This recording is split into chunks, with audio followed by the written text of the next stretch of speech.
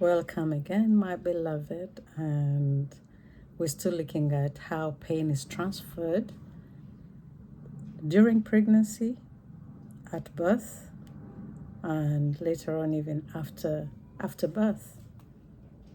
There is something we have to also understand, that even if you're a believer or not a believer, there is some spiritual transfer to a baby during that time. This happens when a mother has experienced pain, fear, bitterness, that is unresolved pain in a mother, and so it can spiritually influence the child. How is that? If we go to Exodus 20, verse 5, the Bible says that the sins of the fathers or mothers will be visited upon the children. Does this mean that a baby is guilty because the sins of their parents are visited on them? No, this doesn't mean that the babies are really guilty, but they may carry on the weight of unhealed pain in their family line until it is broken through Jesus Christ. You remember in some videos earlier, I mentioned about Rebecca. Rebecca was a sister to Laban. Rebecca was married to Isaac. And you remember that she took some time without conceiving. So Isaac went to the Lord and pleaded for her. And luckily, God answered their prayer. And she got pregnant with twins. And something happened that these two babies started struggling in her womb. You remember she went to inquire of the Lord that I have got pregnant as we prayed for, but why is this struggle in my womb? If you've never been pregnant, you may not understand, but whatever you go through, as we've said earlier, is transferred to your child. In one way or another, Rebecca was already stressed because she was not conceiving. And it took her 20 years to conceive in that marriage. That's a long time. And I'm sure that we have mothers right now here listening to us right now. And if you've gone through that and God has finally remembered you, thank God that God has remembered you, and don't think about what was in the past, whatever you went through in the past. So just dedicate everything to the Lord. And there is something else there.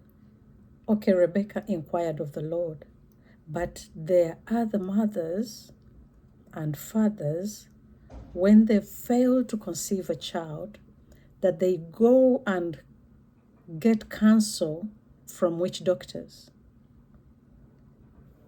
And that is a certain other spiritual exposure you're exposing to your child and generations to come. So if you get a baby from witch doctors, they give you some things, you either eat them or take them or do them in some spaces or some places, and you're blessed with children. Those children have already been dedicated to the evil one. And to break that generation curse, it will require the parents to inform the children what happened. Otherwise, this is how pain is transferred to children and their children and their children's children. Do you understand? It is so deep that when it becomes a generational curse, it's so difficult to deal with. So now we know that can be spiritual transfer from God's side and from the evil one. And as parents, whatever we commit during this time, during the process of conception, even before conception, what we did, Rebecca was lucky that because they had got their baby from God, she was able to go back to God and ask him, what is happening in my womb. And the Lord was merciful to answer Rebecca and said, you have 2 nations in your womb, and the young one, the older one will serve the young one. That was wonderful. But in most cases, the people who get conceived from the devil's side, those people who use witchcraft, rarely do they go back, and they just continue to conceive children, and sometimes they even forget what they did. And the child will grow up and just say, things are not working out as my peers. Things are not working out as expected. Why? And it's until the parents have seen God or have turned their lives to God that God can still continue to remind them of what happened to that, what they did, the covenants they did, the sacrifices they did. Now this gets deeper. And there is a man of God I would like to recommend. This is Pastor Kawalia James, Apostle. He's teaching.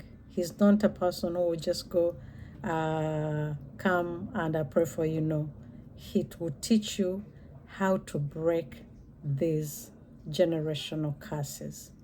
And for us, we don't know that at the inception, when you're getting pregnant through any means you've decided to, you're creating an everlasting contract with either God or the devil, and in future it will affect your children. God bless you. That was a bit deeper, but we are going to break it. We are going to renounce everything, and we're going to learn how to pray to forget the pain. God bless you. Please share, subscribe, and like our videos. Give a comment, give a thumbs up. Yes. Okay, see you soon.